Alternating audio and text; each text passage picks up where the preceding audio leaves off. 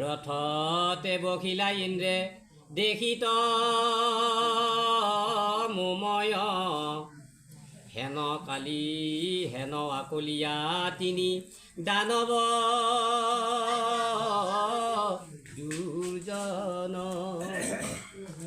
দশো দিশ চানি আতি বৰিশী লাখৰ বাসৱক ঢাকি যেন সাজিলা পাঞ্জৰ হৈলন্ত অদৃশ্য ইন্দ্ৰ ৰথে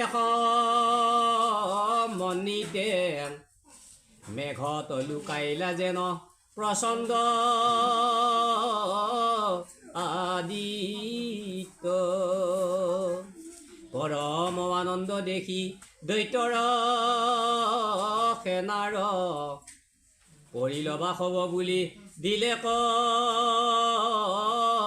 জোকাৰ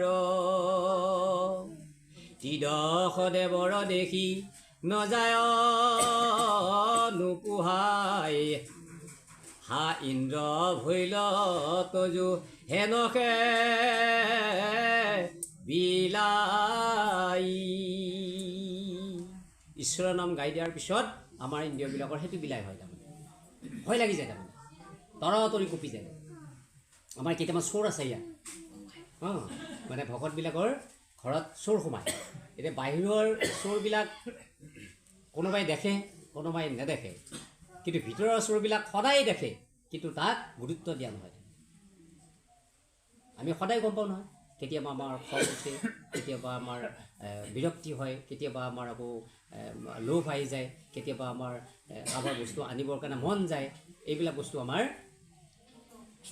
চোৰ।